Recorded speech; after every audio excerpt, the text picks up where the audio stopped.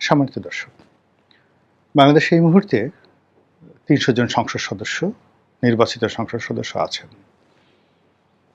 একটা বিশাল মন্ত্রিপরিষদ আছেন।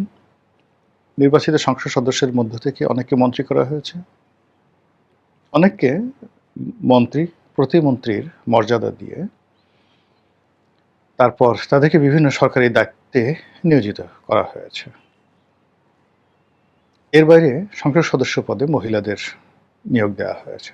সব মিলিয়ে এই মুহূর্তে এরকম দৃষ্টিনন্দন আকর্ষণীয় জনপ্রতিনিধি অথবা রাজকীয় প্রতিনিধি যাদের নামের আগে পেছনে সংসদ সদস্য, মন্ত্রী ইত্যাদি শব্দগুলো রয়েছে। উপমন্ত্রী নাই, প্রতিমন্ত্রী বা উপদেষ্টা, বিশেষ সহকারী, এই পদগুলো রয়েছে। এদের সংখ্যা প্রায় 450। তো এই যে 450 মানুষ, এই মানুষগুলো আমাদের এই সমাজের ইন জেনারেল আলোকবর্তিকা হওয়া উচিত। They must have a magnetic power. তারা যেখানে যাবে সেখানে তারা একেবারে একটা চুম্বক শক্তির মতো বসে থাকবে, আর চারিদিক থেকে প্রবলভাবে আকর্ষিত হয়ে জনগণ তাদের দিকে আসবে। রানী মৌমাছিকে কেন্দ্র করে পুরো একটা মৌচাকের লক্ষ লক্ষ মৌমাছি যেভাবে আবর্তিত হয়, যেভাবে একত্র থাকে, একটি মৌচাক ভেঙে দেওয়ার পরেও আর একটা মৌচাক তারা তৈরি করে এই রানী মৌমাছির নির্দেশে। রানীর জন্য তারা জীবন দেয়, রানীর জন্য তারা মধু সংগ্রহ করে, এবং সেই মধু সংগ্রহের যে প্রক্রিয়া, এটা আপনারা যদি জানেন আপনি অবাক হয়ে যাবেন। কোরআনে এই মৌমাছি নিয়ে একটা সূরা আছে।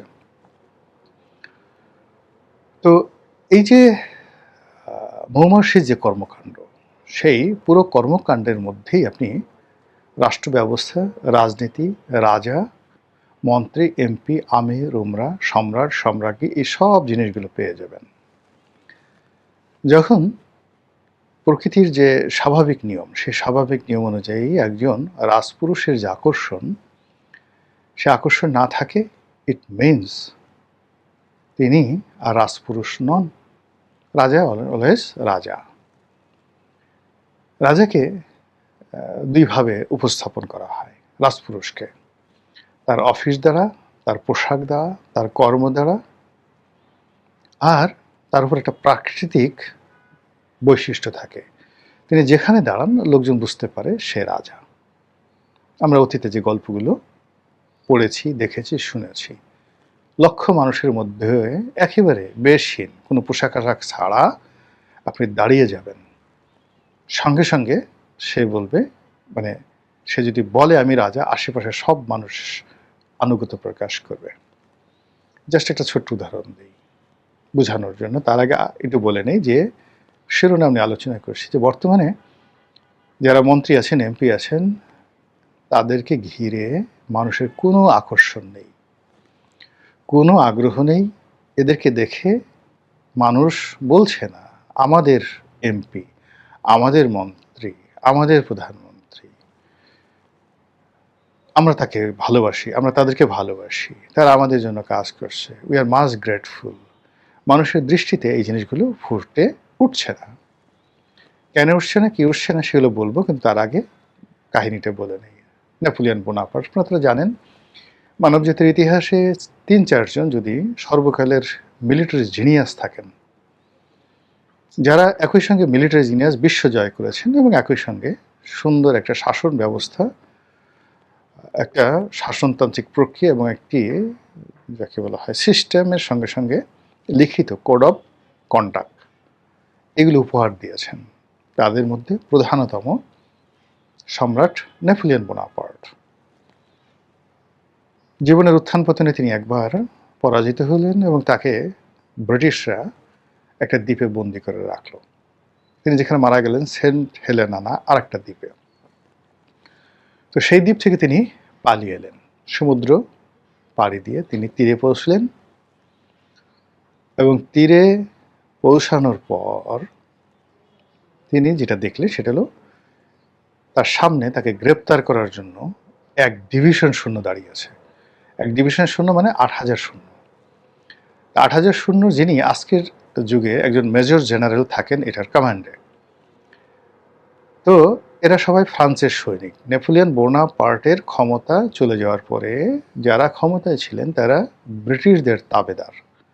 এখন যেভাবে বাংলাদেশের অনেকে আমেরিকার তাবেদার বলা হচ্ছে, আগে যেভাবে ভারতের তাবেদার বলা হতো, ঠিক একইভাবে তারা ছিল ব্রিটিশ সাম্রাজ্যের তাবেদার। তো সেই তাবেদারদের একজন জেনারেল 8,000 সৈন্য নিয়ে নেপোলিয়ন বোনাপার্টকে পেয়ে গেছে, একেবারে সমুদ্র থেকে নামছে। তো সম্রাট প্রথমে ধমক দিলেন, তোমরা কি করছো? আমি তোমাদের সম্রাট। এই কথা বলার সঙ্গে সঙ্গে, মানে এই কি রাজসিক command, I am your king, এই কথা শোনার সঙ্গে সঙ্গে পুরো বাহিনী, 8,000 বাহিনী ইনক্লুডিং দ্য জেনারেল, সেই জেনারেল তারা তাদের অস্ত্র সমর্পণ করে সঙ্গে সঙ্গে মাথা নুয়ে বো করে আনুগত্য প্রকাশ করলো। জাস্ট একটা শব্দ। বুঝার চেষ্টা করেন তো। আজ বাংলাদেশে আসছে এবং এয়ারপোর্টে নামার পরে শেখ হাসিনা নামছে। নামার সঙ্গে সঙ্গে তাকে গ্রেপ্তার করার জন্য 8,000 সৈন্য সেখানে গেছে, ইনক্লুডিং একজন লেফটেন্যান্ট জেনারেল। এবং সেম ঘটনাটা ঘটলো। তাহলে বুঝতে পারবেন যে what is the power of Sheikh Hasina. ঠিক সেম ঘটনা নেপোলিয়ন বোনাপার্টের ক্ষেত্রে ঘটছে। তিনি তাকে বলে, দাঁড়াও, স্ট্যান্ড আপ, দাঁড়ালেন। তারপর তিনি সেই বাহিনীর নেতৃত্ব নিয়ে এই যে ওই দিন থেকে যুদ্ধ শুরু করলেন, আর এক দফা, সেই তার বিজয়গাথা শুরু হলো। এরপরে তিনি ওয়াটারলু যুদ্ধে পরাজিত হলেন এবং সেন্ট হেলেনাতে গেলেন, কিন্তু এইটা দিয়ে তার দ্বিতীয় দফা শুরু হলো। এই হলো রাজার কমান্ড, এই হলো রাজার চরিত্র, এই হলো রাজার যোগ্যতা, এই হলো রাজাকে নিয়ে মানুষের আদিক্ষেতা, আকর্ষণ। তো সেই দিক থেকে এখন যারা এমপি আছেন, মন্ত্রী আছেন, বড় বড় পদ পদবিতে আছেন, তাদেরকে নিয়ে আমি আমাদের এই সমাজে এই ধরনের কোনো আদিক্ষেতা দেখিনি, কোনো আগ্রহ দেখিনি, কোনো আকর্ষণ দেখিনি। রাস্তাঘাট দিয়ে ওই যে মন্ত্রী যাচ্ছে, ওই যে এমপি যাচ্ছে, এই বিষয়গুলো দেখি না। বরং একটা কেমন যেন তাচ্ছিল্য, মন্ত্রী এমপিরা যে কথাগুলো বলছে, তারা ট্রলের শিকার হচ্ছেন, তাদেরকে নিয়ে তাচ্ছিল্য করা হচ্ছে, এবং তারা আগে মন্ত্রী এমপি হওয়ার আগে যে অবস্থায় ছিলেন, সম্ভবত এখন তার সাথে আরও একটা বেজ্জুতির অবস্থায় পড়ে গেছেন। এদের সামাজিক কর্মকাণ্ড কমে গেছে, হাট বাজারে যাওয়া কমে গেছে, বন্ধুবান্ধবের সঙ্গে যোগাযোগ কমে গেছে, এবং এই সমস্ত লোকের সঙ্গে ইন জেনারেল আগে যে সকল বন্ধুবান্ধব তাদের ছিল, তারা কেউ যোগাযোগ করছে না। এদের সাথে সম্পর্ক থাকাটা অনেকে মনে করছে তেমন একটা নিরাপদ নয়।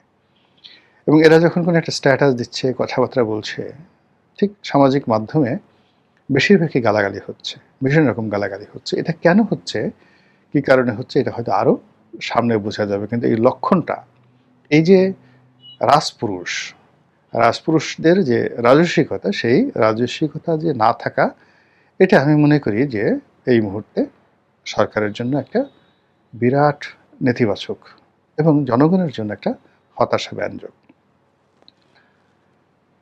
দ্বিতীয় যে বিষয়টি রয়েছে সেটি হলো চারিদিকে শুনশান নীরবতা।